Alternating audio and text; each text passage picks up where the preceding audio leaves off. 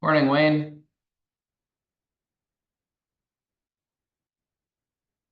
Hi, everyone.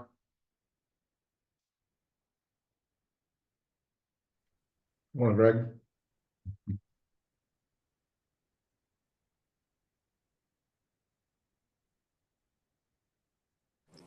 Hi, everybody.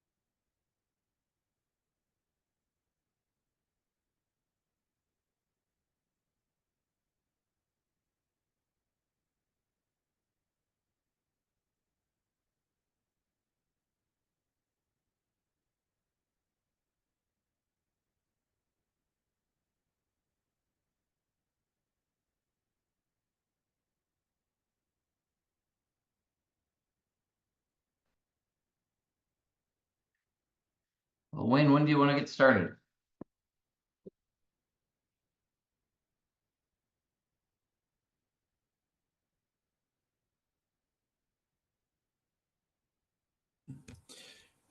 Go ahead and start now, Greg. You got Okay. the room. All right. Well, let's get going here then.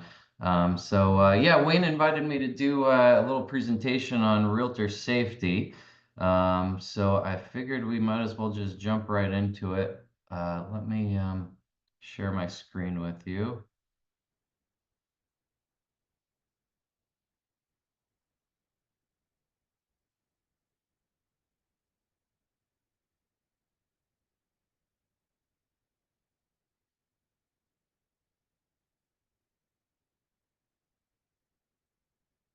Oh, there's my kids, in case you were wondering. All right. One of the things that I wanted to go over is an app called Forewarn. Not sure if everyone's familiar with that. Here in the state of Florida, Forewarn is something that is provided to us by the Florida Association of Realtors. Your local, states, or maybe even national might include something like that. But, essentially what it does is it gives you the ability to do a background check on any incoming prospects or really anyone based off of their phone number. And I wanted to show a pretty cool little example of, how that works. So I buy leads, internet leads. I mean, that's basically been one of the base foundations of my business for the last 15 years. And so I got this Realtor.com lead right here just a couple of days ago, and I wanted to use this one as an example. This is the only one that I've done a little search on, and it's a good one. So um, so we got this Dante lead that came in. He wants to see 4 San Carlos Boulevard. Uh, so I ran his phone number through Forewarned, and this is some information that came out on the other end. So it's kind of cool. You want to see if certainly want to know if there's any violent crimes. But some stuff came up here on Dante. And as I scrolled through here, it looks like most of these, quite a few of them, but most of these are vehicle related infractions. So I suppose if nothing else, what I learned from this search is I don't want to hop in the car with Dante. Um, he's probably not going to be the best driver. Whether or not he's dangerous, that's, still debatable. But, certainly don't want him, driving us around on our showing tour. So, this is a really cool app or something, to this nature. Might not be a bad idea if you're working internet leads or, you've got, incoming calls from your listings from people that you don't know. There's a lot of scammers out there. There's a lot of dangerous people out there. We want to just make sure that, we're, taking the extra step. And in this case, I mean, it literally took 30 seconds. So, just for fun, let's see what Phil's all about here. Here's another lead, Phil. So we'll And go Greg, back. you said it's free for Florida agents. Is that right? That is correct. Wow. So all I had to do was reach out to I reached out to my local association of realtors to see, what was provided for safety. And they directed me over to the Florida Association of Realtors. And I think if you were paying for this on your own, it's about $20 a month. Yeah, All it's right. free in Columbus as well. What's that? It's free in Columbus also. It is, okay. So Phil, let's see here. Phil's number does not match a name, but well, let's just pretend Phil is Richard. Let's see what this Richard person is all about.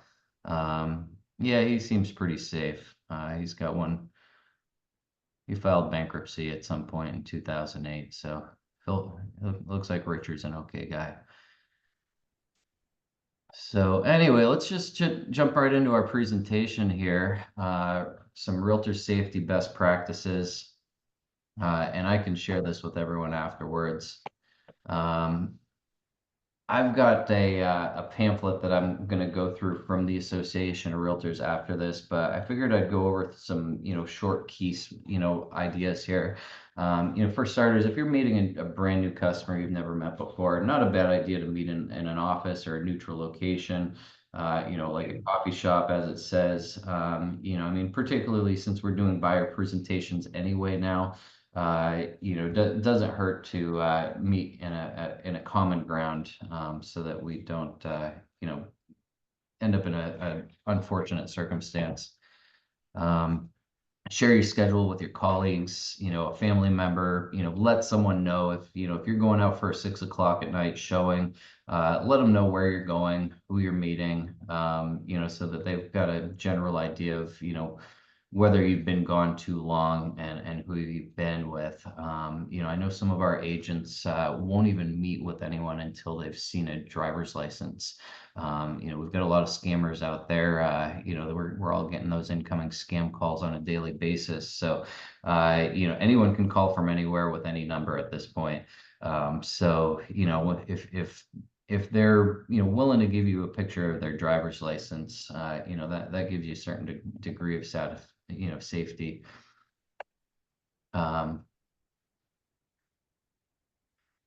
Communicate safety concerns on your listing. Basically, make sure that you've got good cell phone coverage wherever you're going.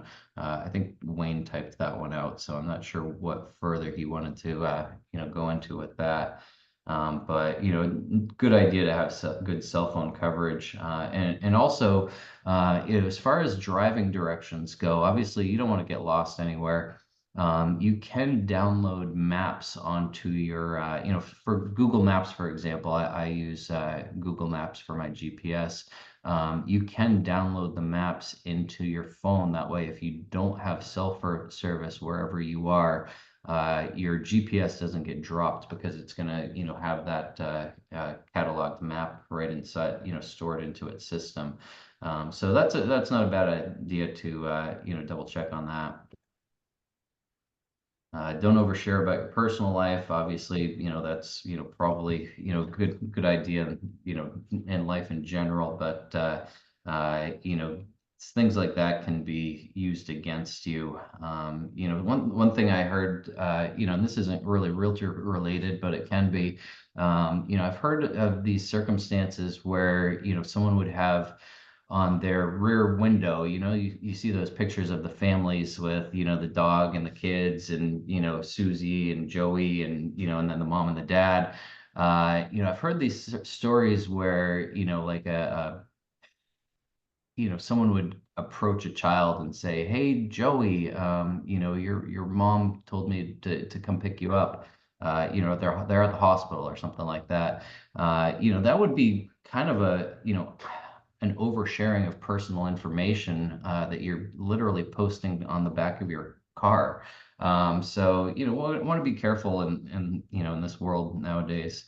Any little tidbit of innocent information can be used against you. Don't host open houses alone. At the very least, just make sure that, someone is very aware that you're going to be there. If you can do it in a buddy system, that's great. Hopefully your open houses are busy, and you actually need a couple of people there anyway. Check your cell phone battery and signal before heading to an appointment. Again, we want to make sure that we've got the ability to contact people if you're in an emergency. So, a dead battery doesn't help if you need to make an emergency call.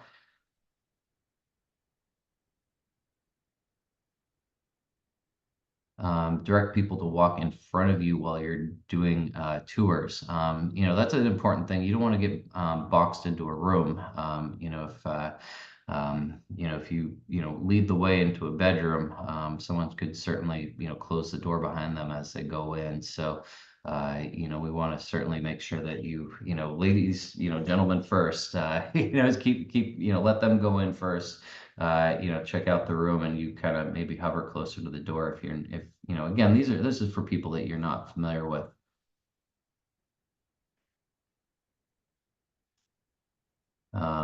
Similar concept here. Don't go into attics, crawl spaces, or garages, or basements for that matter. Again, you don't want to get boxed in and potentially trapped somewhere. If you're going to carry a weapon, make sure you know how to use it, because you don't want someone taking it from you and using it against you. I suppose if you're going to have something, maybe pepper spray is not a bad idea. If it's used against you, it's, not quite as bad, but, I would just be cautious, with weapons, because those can be yanked out of your hands by someone. Flashlights are a handy thing to have. That's, for me, I've got a realtor toolkit that I keep in my car. I keep flashlights. I've got, random, screwdrivers, things like that. duct tape, things that I might need as I'm, just doing my general business practice. But flashlights are good. You don't want to roam around through a vacant property with no power and not be able to see what's, in the corner across the room. Greg, any idea how many of your agents have concealed carries, or Jenny, Matt? Just curious if you guys have ever talked about that. I know a couple of ours do. Yeah, we have a handful, not, I don't think the majority, but a couple. Yeah. Yeah, I've got a few agents that carry a gun with them. It's that's a personal choice, of course. But there's a few of them out there. Yeah, I have a few that carry also. Have any of you guys ever brought a weapon to an open house or something? I did one time back years ago. I just didn't feel good about the open house, and that was it for me, though. But I'm just curious if you guys have ever done that. I have not. I carry frequently. Yeah. So my weapon would be the flashlight itself. If you've got a good, Thank you. nice big flashlight, that does the trick for me. So back in 2008, 2009, when I was roaming around through the bank-owned homes, I was always pretty happy to have my heavy duty, steel flashlight in my hand. Yeah, gotcha. Yeah. And I've, of course, trust your instincts too. I went through a building up in New Hampshire at one point that was not in the greatest neighborhood, and it was just an enormous 4-unit, building, just kind of stacked on top of it, stacked units.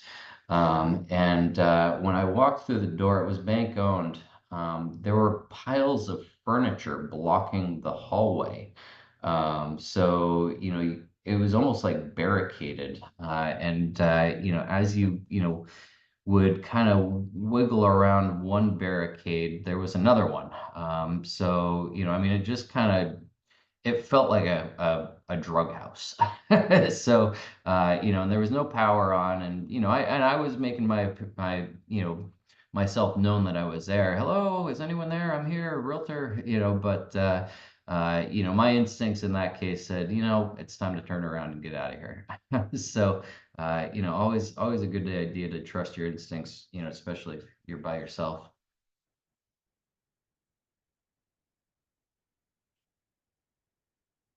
Keep face mask and hand sanitizer in your car. That's, I guess, more of a different kind of safety. But, for example, similar situation back when I was going through all the bank-owned homes, particularly going through basements, I found that quite a few of those properties, were moldy.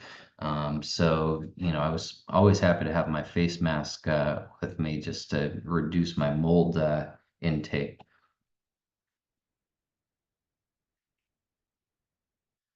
Forewarn app, we just went over that. So this is Forewarn. I would guess that if you know if Matt, you said your association of realtors also includes Forewarn.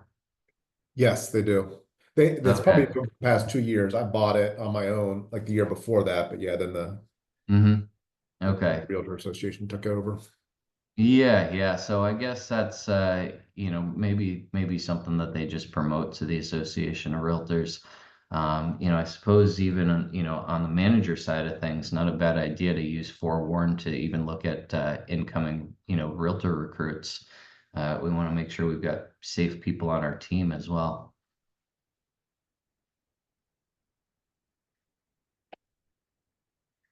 So this is a pamphlet that I found on the Association of Realtors. So I figured we'd just go through the safety tips together.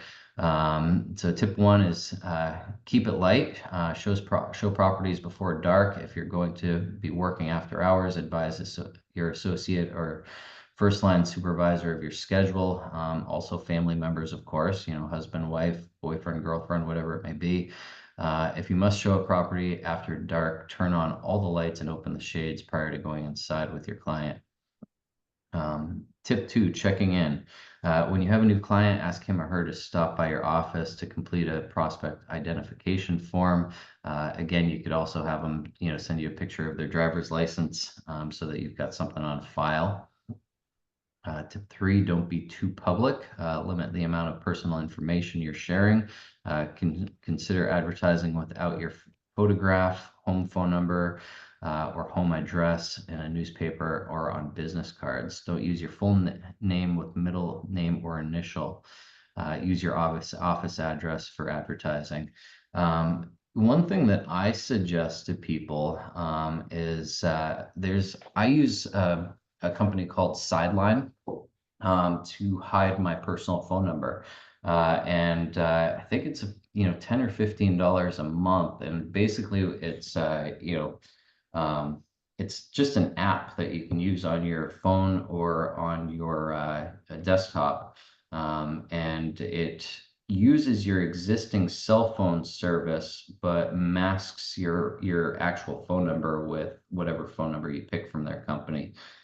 So if not a bad idea to look into something like that.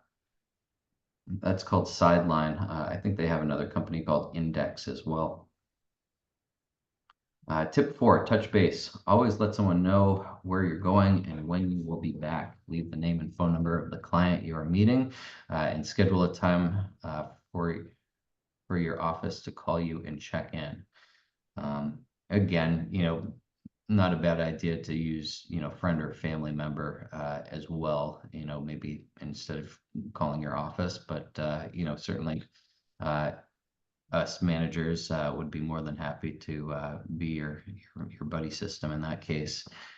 Tip 5, open houses. It ain't over till it's over. Don't assume that everyone has left the premises at the end of the open house. Have a colleague or buddy help you check all the rooms in the backyard prior to locking the doors. I guess as far as that goes, it's my general rule of thumb is that I like to follow people around during open houses. So, for me personally, I know that there's not going to be anyone left behind because I follow them around the whole time. If nothing else, just for the safety of my sellers. I want to make sure that the stranger off the street isn't, going through their drawers and, walking out with jewelry. The same premise goes for, really any showing, even if it's a private showing. Stick with your group and try to keep your group together. We don't want anyone, roaming around the house, filling their pockets. Tip 6, stranger danger. Tell your clients not to show their home by themselves. Alert them that not all agents, buyers, or sellers are who they say they are. Predators come in all shapes and sizes. Tell your children not to talk to strangers. Tell your sellers not to talk to other agents or buyers and to refer all inquiries to you. Well, that's just general good business practice anyway. We want to be the source of communication with people from other parties. Tip number 7. Sturdy doors are key to home safety. Make sure your home's doors on the outside are metal or solid 1 3/4 inch hardwood. So yeah, obviously have a good solid front door. Tip number 8, block identity theft. Contact the fraud department of any of the 3 consumer reporting companies to place a fraud alert on your credit report. The fraud's alerts automatically lets credit card companies and other creditors know they must contact you before opening any new accounts. You can also freeze your all of your credit as well. That's what I generally do. It's pretty easy to just go to the credit bureau websites and lock and unlock your credit so that nobody can steal your identity. Tip number 9, keep track of colleagues. Have a checkout employee board at your office listing your name, destination, customer name, date, and expected return time. That's a bit repetitive to some of the other stuff. Tip 10, wear your realtor ID Always wear visible company identification, such as a badge, and always carry your photo ID on you. There will be invaluable, this would be invaluable for identification if you tried to get assistance. Tip 11, bring up your rear. When showing a home, always have your prospects walk in front of you. Don't lead them, rather direct them from a position at least 3 to 4 arm lengths behind them. You can gesture to them to go ahead. This is what we were saying before. Don't get boxed in. Anyone have any input as we're going here? I don't want to bore you to death by just reading everything.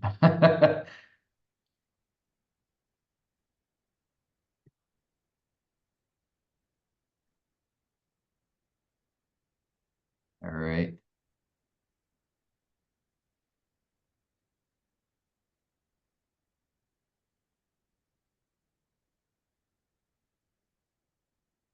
Pick up some self-defense skills. The best way to find a good self-defense class is to learn what is available and to make a decision.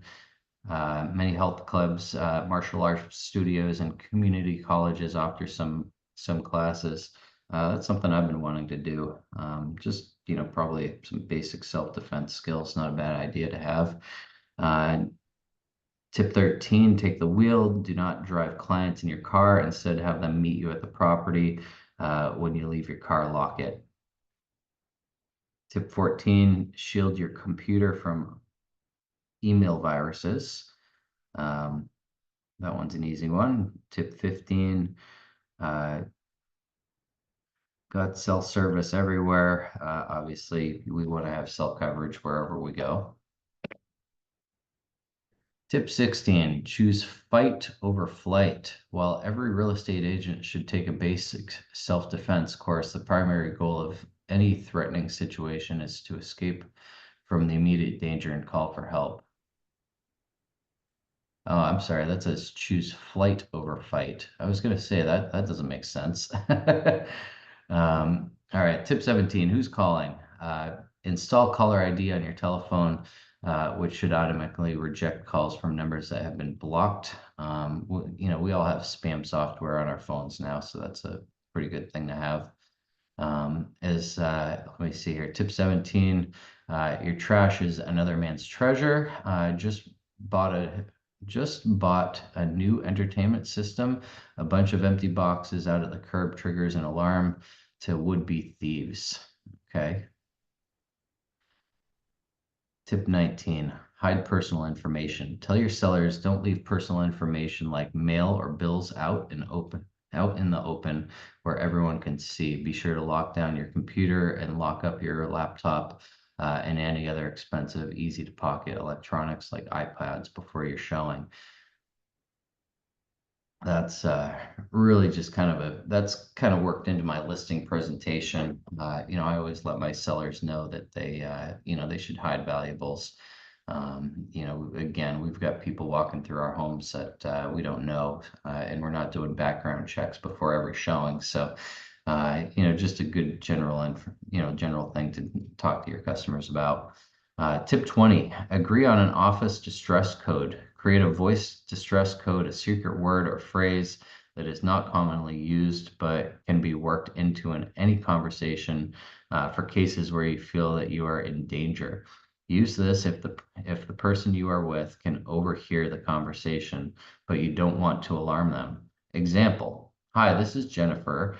I'm with Mr. Henderson at the Elm Street listing. Could you email me the red file? Do you guys do anything like that? Dan, Jenny, Matt? Nope. No. Yeah, I've never done anything like that either. We've had a code word that we've told people if you Okay. call in and you say this word, we'll know you're in trouble, but no one's ever had to use it, luckily. Okay. Well, I'd Now, ask is that brought up, Jenny, in like your sales meetings, or how does that work? Yeah, we've talked about it in our sales meetings, and Okay. basically it's if you're out and about, do what he just read. Hey, this is Jenny. I'm at 123 West Main Street, and I think Joyce is meeting me here later. Joyce being the code word. That was the Gotcha. founder of our company and my late mother. Hmm, So, yeah. Gotcha. yeah. Oh, cool. Smart. I never thought of that. Tip 21, have your excuses ready. Part of being prepared to deal with a threatening situation is to have an out. Prepare a scenario in advance so that you can leave, or you can encourage someone who makes you uncomfortable to leave. Example, your cell phone went off and you have to call your office.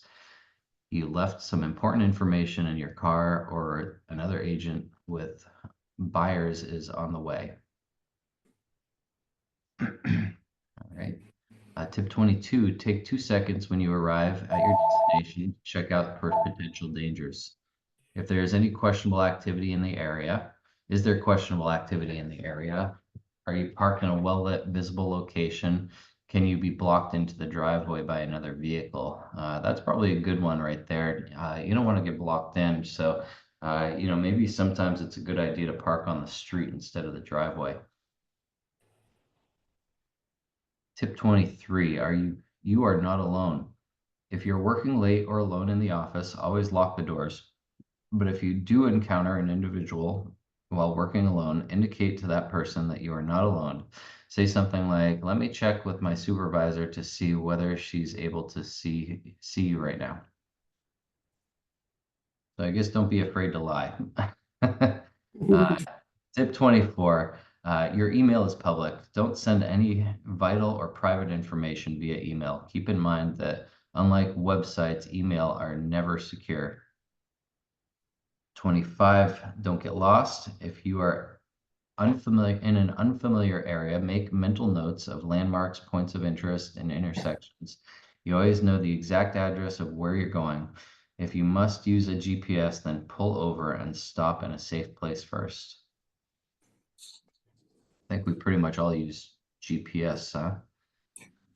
Like, I don't even know how to drive to the grocery store anymore without my GPS. Tip 26, careful with cash deposits. If you periodically carry large deposits to the bank, be especially aware of any strangers parking around the office parking lot. If you must transport cash deposits, use the buddy system to arrange for a security service or police escort. Well, we don't carry much cash as realtors. Tip 27, lock up your client keys. Be sure to use the lockbox property key procedure that has been established to improve real estate agent safety. A reliable, secure lockbox system, such as those made by NAR, Century Lock. Well, I guess here in Florida, we pretty much all use Supras.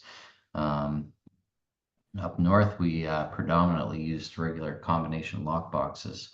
But obviously, it's our job to secure our customers' property.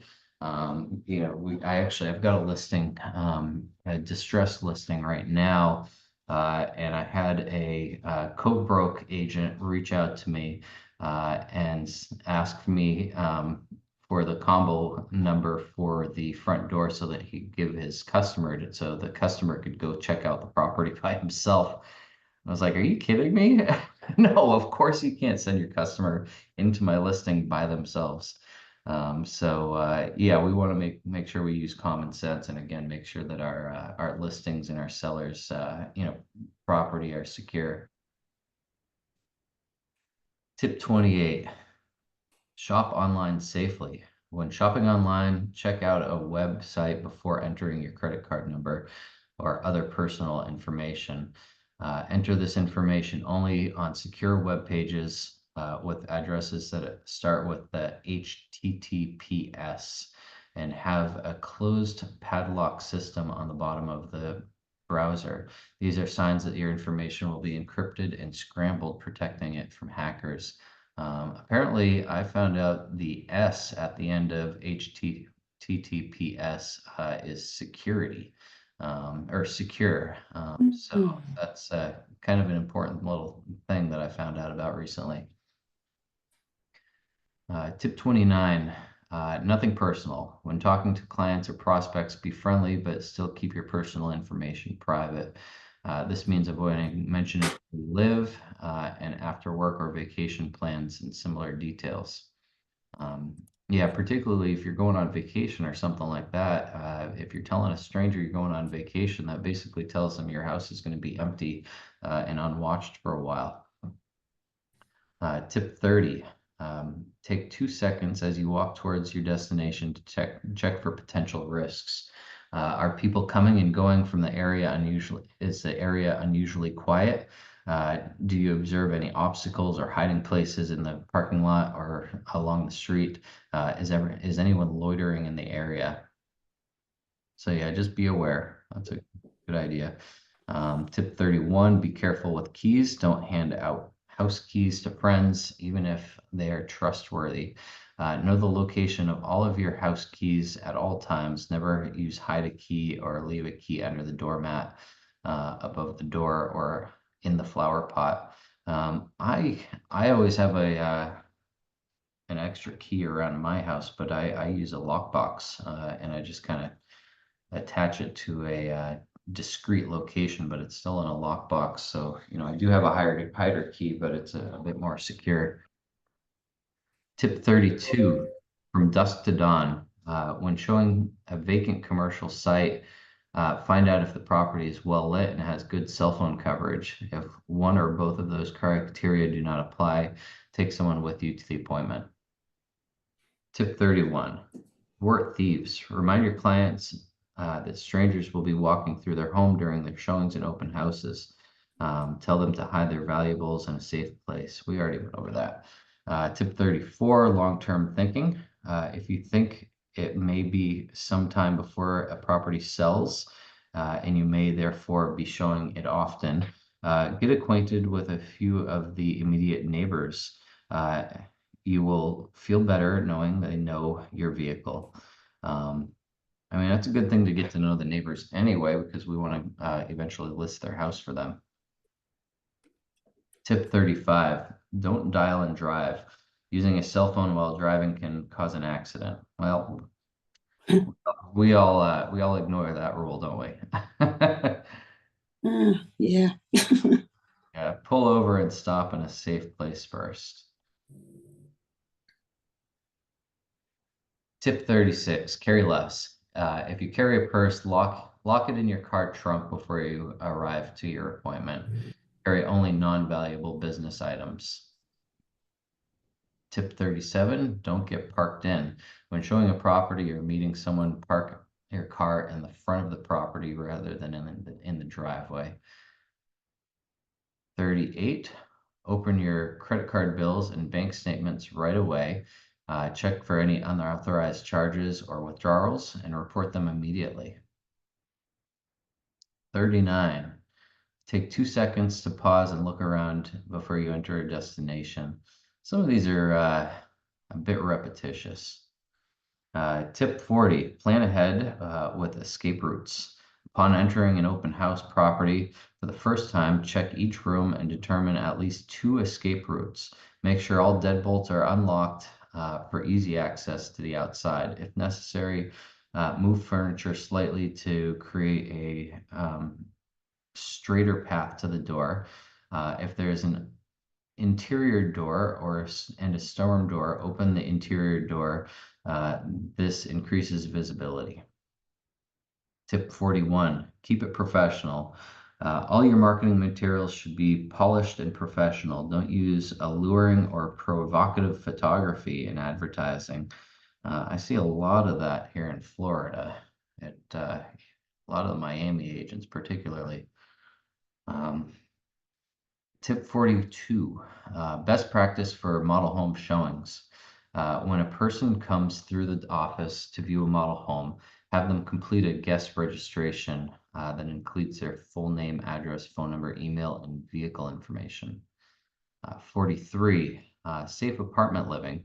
Moving into an apartment, have the locks changed when you move in. The maintenance crew can simply swap locks with random vacant apartments. A project that is free and takes only a few minutes. and just use your last name, or if necessary, last name and first initial on your door or mailbox. Tip 44, rely on good neighbors. Inform a neighbor that you will be hosting an open house and ask if he or she would keep an eye on or ear open for anything out of the ordinary. Tip 45, we're almost done, guys. Be prepared and pre-programmed. To best prepare for an emergency, pre-program important numbers into your cell phone. This may include your office, roadside assistance service, or garage at 911. I know my phone as an Android, and I'm sure Apple does the same thing. You can do a pattern of clicks on one of the buttons on your phone that will automatically turn on the safety measures on your phone. So, for example, if you click the off button 5 times repetitiously, you can have your phone programmed so that it will call whoever you have as a safety person in your safety contact in your phone. So I think that's a pretty standard thing now that everyone should probably get set up. Same thing with the emergency information on your phone. If you get into an accident and you're unconscious, I think all of the um, EMS teams and safety people know how to get into your phone and access the emergency information. That could include your blood type, contact information, name, etc. So, that's probably something that's worth taking 15 minutes and setting up in your phone if you have not already. And once that's set up, as you change phones, it will, just stick with your account, not the phone itself. Tip 46, beware of phishers. Don't respond to emails requesting personal or private information such as passwords, credit card numbers, bank account information. Even if a message appears to be from your bank or a trusted vendor, we've got to just be careful. It's really easy to create a fake email. One thing that's not in here is regarding wire information. I had a sale a couple of years ago where 2 days before closing, my buyer, who was also a New York attorney, called me almost in tears because his daughter was supposed to close on a property that day. And she had wired $300,000 cash to the closing agent, and it ended up being wire fraud, and they lost it all. So, pretty good idea for us to just remind everyone about how serious wire fraud is.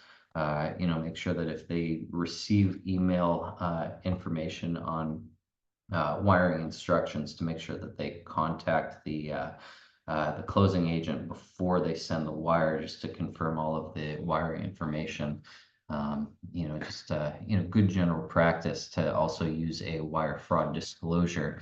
I've implemented that here in Southwest Florida as a new requirement for all of our closed files, is to have a wire fraud disclosure. At least that way, if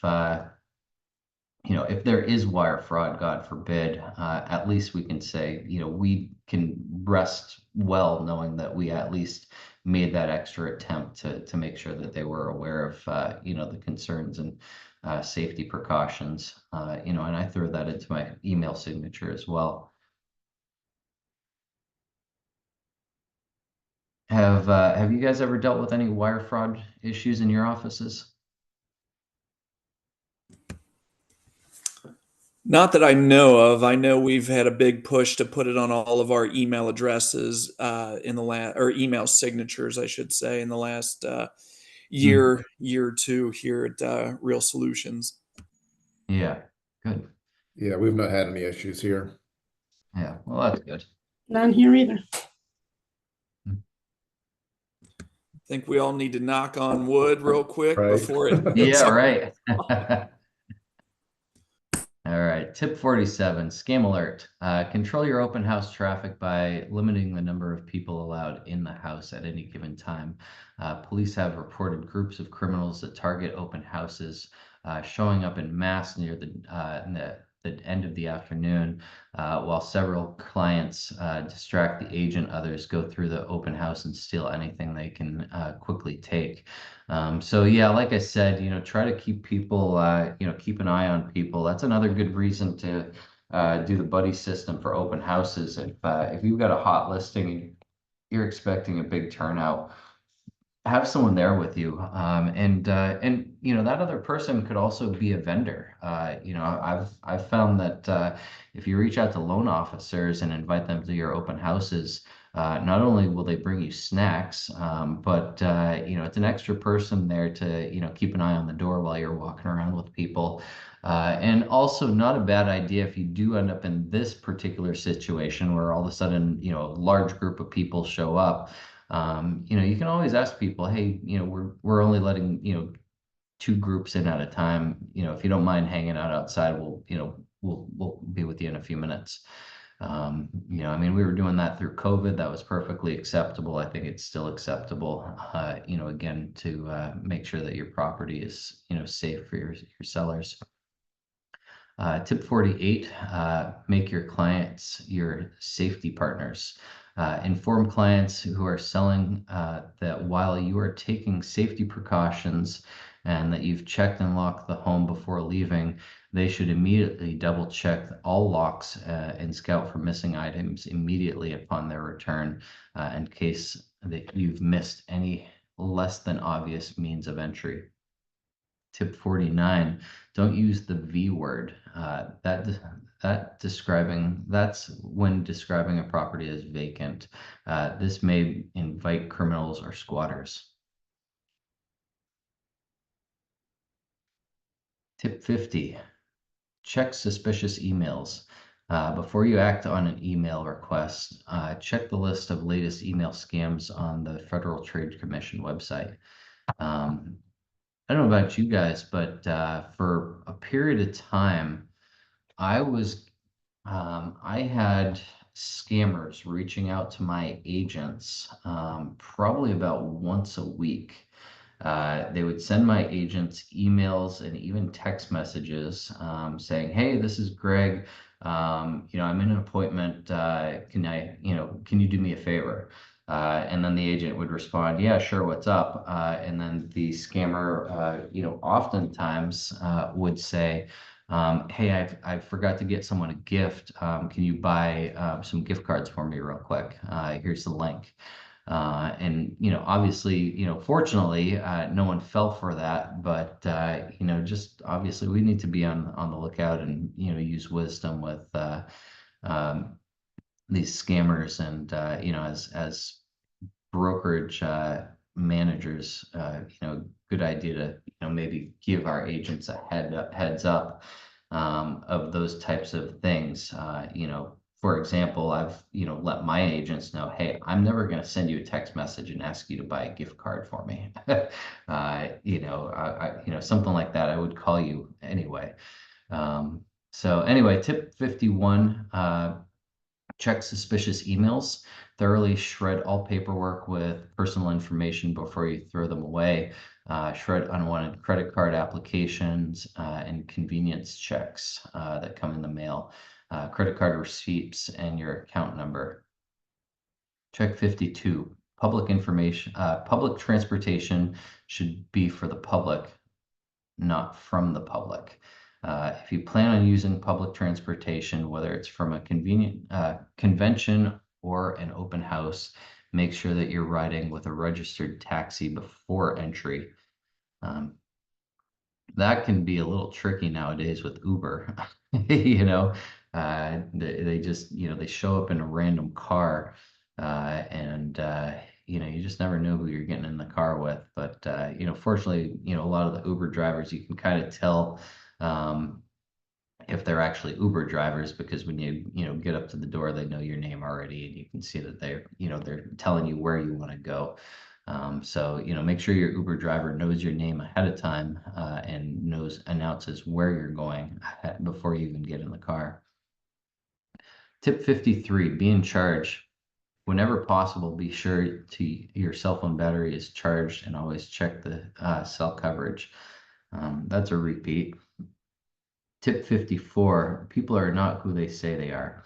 Even with with the help of caller ID, you can never be too sure you know who you're talking to. For example, if someone who claims to know you gives you a call and starts to make unusual requests on your behalf, then stop talking. Scammers feed off of your reactions in order to compile additional information. Hint, if the caller has no recollection of a previous conversation, then they are not who they say they are. I've been finding that with Facebook Messenger lately. I get a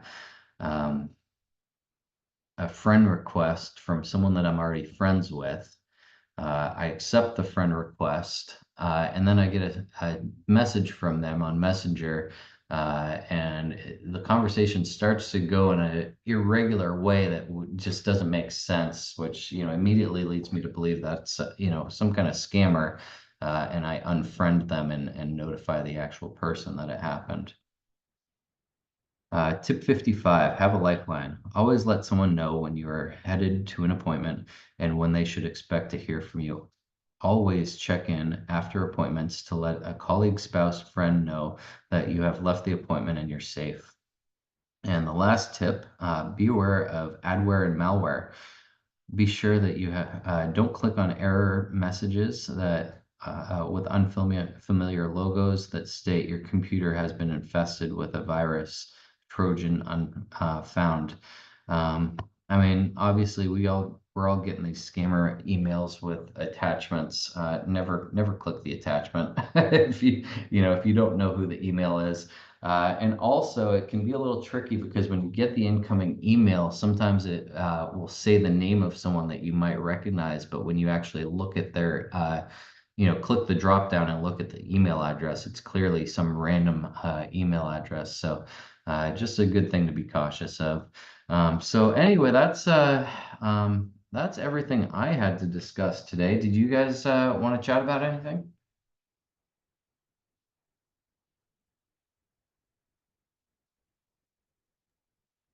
Did a great job, Greg. Oh, thanks. And I'm gonna have to blast and say bye to everybody. I've got a 12 o'clock appointment. All right. Well, thank you, everyone. You, Jenny. I appreciate your time. Yep. Thanks, Greg. Appreciate I'm it. going to take off too. Talk to you later. See ya.